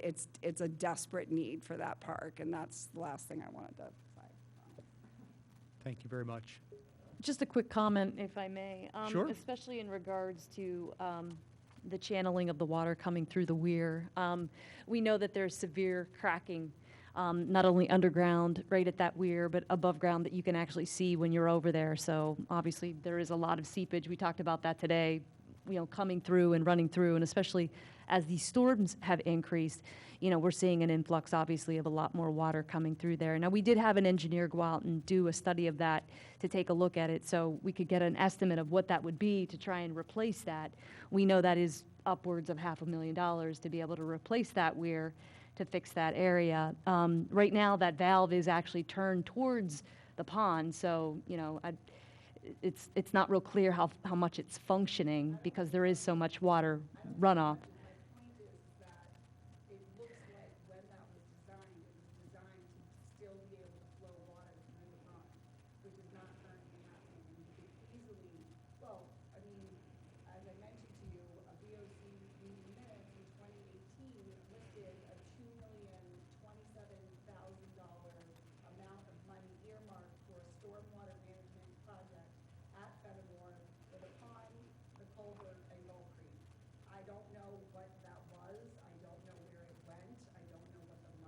Yeah, I'm not aware of what that is.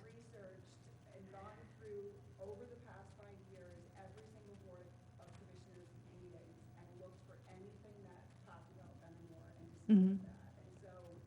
If you could send that to me, that would be great, because I'd like to, I know you mentioned that today, I'd like to do a little bit more research on that. I know I talked with Steve and Bill White on that today, and we were trying to figure out what that was, because that wasn't that long ago. So, because we know that Fenimore had never been in the stormwater management plan as a project. None of that relative to, the stormwater management plan that the township has is never been in a project that's been outlined relative to that park. So we were trying to understand what that was in regards to, so.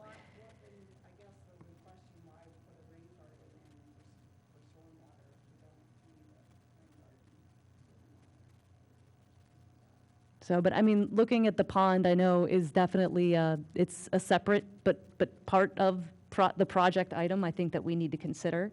I know that if we need to have further analysis, I think, to understand the impact more. And then also, we're still trying to understand what is the impact beyond the property to Eastern. I know we've had conversations with Eastern University throughout this process, trying to see what that was, and still trying to understand, is there an impact? And we're not learning that there is one.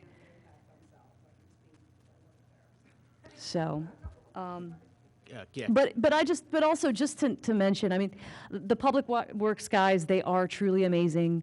If we could clone every single one of them, I think we'd be in really good shape. And I think that's part of the issue. They can't be everywhere at all the time. But one thing they are very good at is when they learn of, a cone that's floating in the pond or a cooler or whatever, they go out and they address it right away. So sometimes, we do need to rely on members of the public and work together to keep our spaces clean. Yeah, Cameron, Thanks, the pond is a different animal than the park. The pond has to deal with engineering. It has to deal with the EPA. I mean, we have a little creek, and I can't speak to the pond issue, but you have water, obviously, that fills it up, and then it discharges it somewhere else. Or the little creek that runs behind Clemacrone, that is a big EPA. Like, all these little waterways they're totally separate things. They're engineering. So, yeah, there's two. And that is one animal that, yeah. Okay, then, yeah, yep, yeah.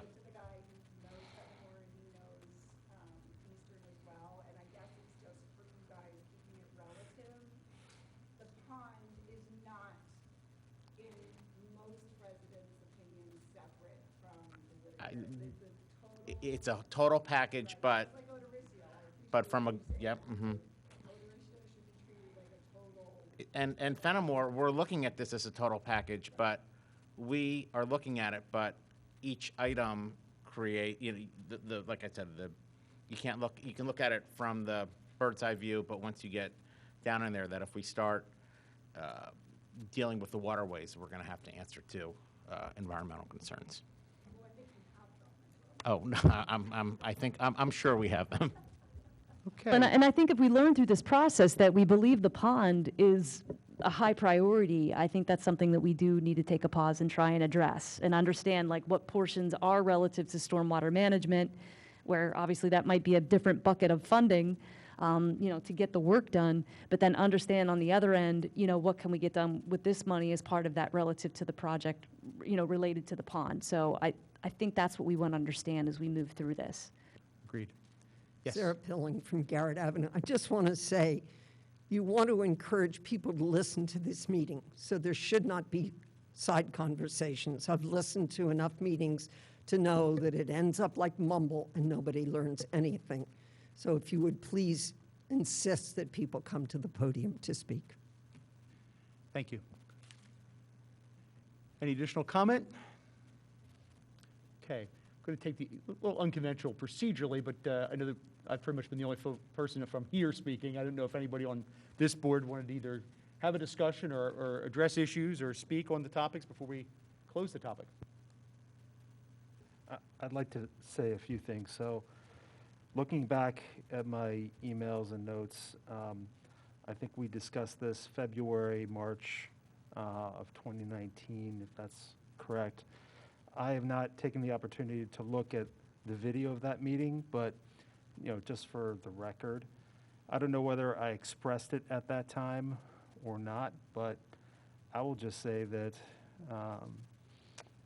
I was not thrilled about the idea of taking down a bunch of trees, especially old growth trees. And I also was not thrilled about the idea of taking down the historic building, which is referred to as the stables, I believe. That is not something that I personally would prefer or like to see. So just for your information, that's definitely where I stand. If there are ways that we could sort of meet in the middle on what are the goals of this current plan, or let's say the plan that was rejected by the Board of Commissioners, there's some way that we can meet in the middle, fantastic. But as far as I'm concerned, just one person up here on an advisory board, for what it's worth, know that I'm a strong proponent of maintaining as much tree cover and canopy as possible. Old growth trees are part of our history. They're not really a renewable resource in any kind of significant time scale for any of us here. I think that was brought up earlier. And then final point, I think the building, if there is some kind of structural problem with it, that should be assessed. I think what Doug mentioned is great. Why not have some kind of assessment of the structural integrity of that building? Just a final point, you know, I'm a trustee of a historical association for my family. And so history is something that is very important to me. I was inducted into the Sons of the American Revolution at the Pavilion at Fenimore Woods back in 2018. So history is something that's important to me. And so for what it's worth, you have a supporter up here for those issues at the very least. Thanks. Anyone else on the board?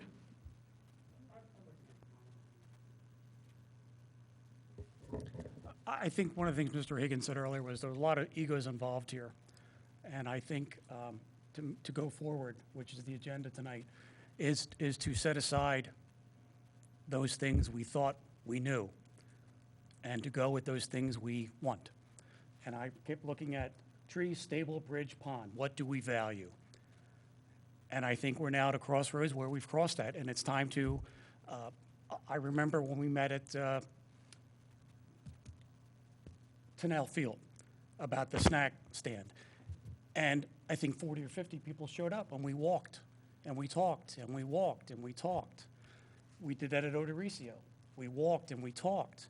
We went to Cohen, we walked and we talked. Tammy facilitated those great meetings where we knew exactly what was going on. We know what people are, and I fully agree with you that none of us here have a pre-planned agenda. I think the township in its positive motives was going forward to enhance in every way they thought possible. This is the way it's turned out, and this is democracy in full force. I applaud you, and I applaud everybody here, and I applaud everybody for so much of our township or other people just let it, well, you can't fight City Hall. Well, you are City Hall. And I'm proud to be part of this, and I'm proud to go forward. Let's cast our egos aside. Let's go back and scratch. Yes, and the one thing that keeps coming up is we have budgetary restraints. We have some severe budgetary restraints, and we have to possibly look at the Board of Commissioners to reallocate and reprioritize some of the things we do, whatever that means. I don't know what that means yet, but I think tonight was a very productive session, and I'm proud to be part of it. Thank you. Anybody else?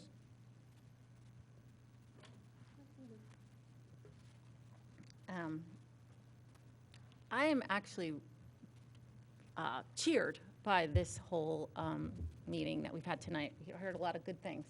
And as a positive, our township is evolving. We are learning things. We are changing.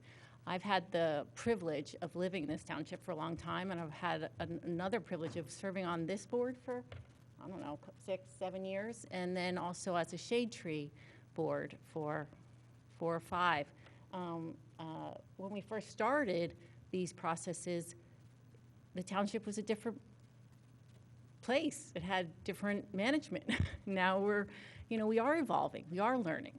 Your coalition is fantastic. Our coalition. This is what we want. We want to hear the voices of our townspeople, and being on this board is a privilege to do that. One thing I'd like to just point out that I heard tonight was history is an important part of the process. Canopy is an important part of the process. When I first started on Shade Tree, it was not an advisory board or an action board. It was a review board. When it was managed as a review board, we heard cases, we rubber stamped or not, and that was that. Now, Shade Tree has evolved to become an action board. Planting, grants, it's evolved. I would say our Parks and Rec board has evolved in my tenure in very positive ways, which is we want to hear what's going to make the township be better. The commissioners work tirelessly. So do all of you to stay informed, be part. And I think this is a good sign that more people are coming to meetings to stay. I thank God for Sarah Pilling, because sometimes she was the only person at our meetings for many, many years. True? Right. And religiously, she came and to bring up points for us to think about. So, Sarah, you just grew a whole bunch of more of yourselves. So, well done. So I think we're moving in the right direction. I don't think there is a us and a them. I think we are saying what's going to be good for the township now that environmental impacts have become greater. Cameron, you pointed out the water flow of all of that happening in the park and Gulf Creek. It's a different creek than it was 7 years ago. So when we actually started the process of some of these improvements in parks, we're dealing with a different park. Maintenance, that was the other thing I wanted to talk about. Maintenance is a really important issue. I know Radnor Conservancy, Shade Tree, Parks and Rec, we have talked about this tirelessly. Please, can we have, Shade Tree, we have these trees planted, who's gonna take care of them? Ricky's one guy and his staff is unbelievable, and John Hosbeck, and they're terrific, but they are only finite amount of hours to take care of things. So we have suggested, what's the maintenance plan? Maintenance takes money, right? So then we got the budgetary constrictions. So all of these things are really important, and I think that we're moving in the right direction. Mary, I'd like to say you've been around for all these conversations, and I think we're moving in the right direction. And this pause was really terrific, and the township's been completely open to it. Tammy, I've never heard her say, oh, we're not going to pay attention to this. She's absolutely been, okay, hey, board, we're going to pay attention to it. This is what the residents want. This is what we're trying to work on. But it's always with the intention of what's best for everybody in this township. And aren't we lucky to live in this incredibly magnificent township? That's how I feel.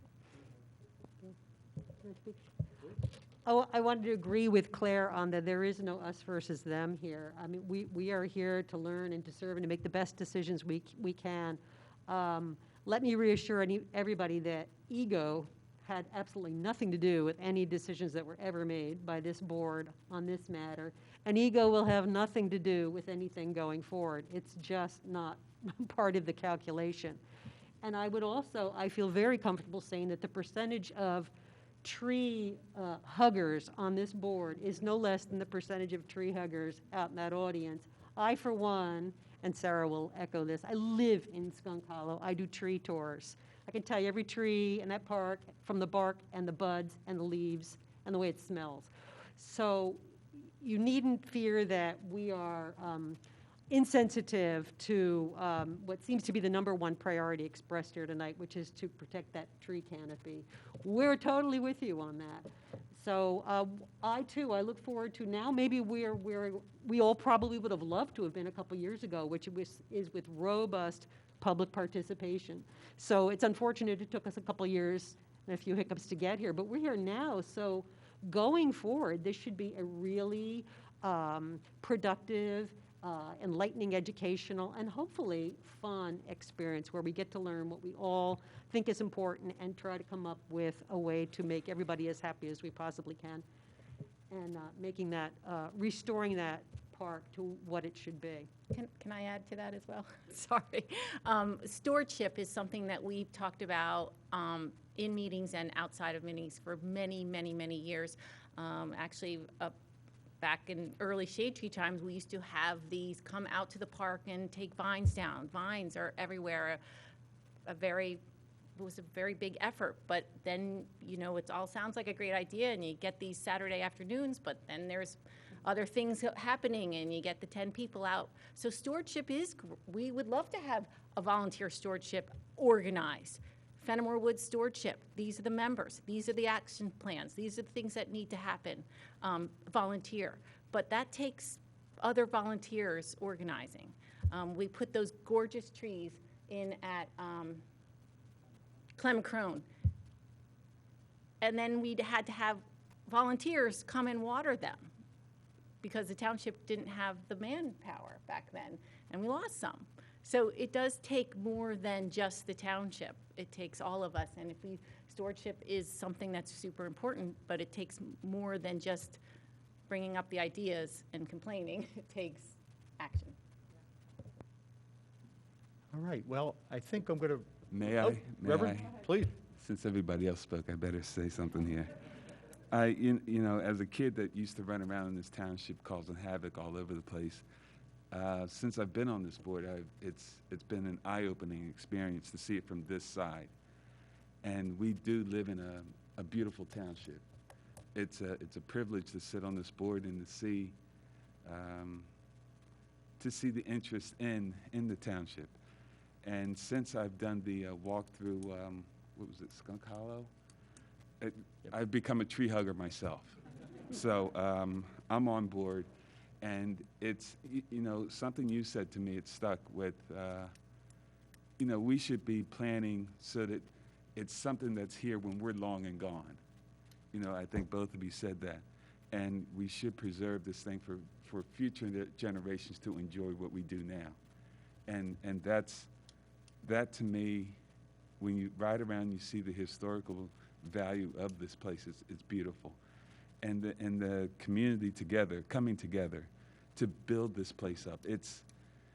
And to be a part of this whole process, I just want to say thank you to Tammy for allowing me to be on this board, and thank them for welcoming on this board. But, this whole process, I think a town hall would be beneficial here because, it's just so many good ideas, And nobody's got a bad idea. It's all just a matter of massaging it to making something of value. And everybody brings something to the table. So I applaud you all for coming out and just staying on top of this. And again, thank you for allowing me to be a part of this and not just a snotty kid on a bike anymore. So thank you. No one believes that you ever wreaked havoc, Howard. All right, well, I think we largely stayed to my hope to stay looking forward. I think it was a productive dialogue. I think our tentative plan is to do a similar thing next month as well.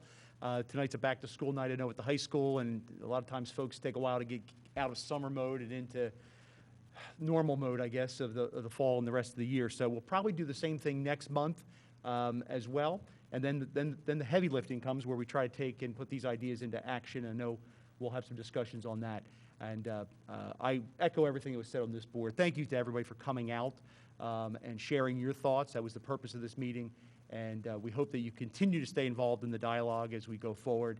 And at some point in time, we'll be hopefully talking about parking and real nuts and bolts issues. We did that the first time through.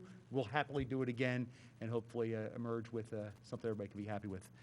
So unless anybody has anything else, I'll take a motion to adjourn. Oh, sorry, go ahead. Just very quickly, you know, from being on the school board, we get emails, but we welcome emails. We welcome direct communication, and so keep those emails coming. I know some of you may not endorse that statement, but but I read all the emails, so I think we all probably do. So it's just important for you all to know that we do read them and we do listen. So just wanted to say that. Thanks. Thank you. All right. Anyone want to move to adjourn? Second? All in favor? Aye. We are done. Thanks, folks. Thanks for coming out. Safe travels.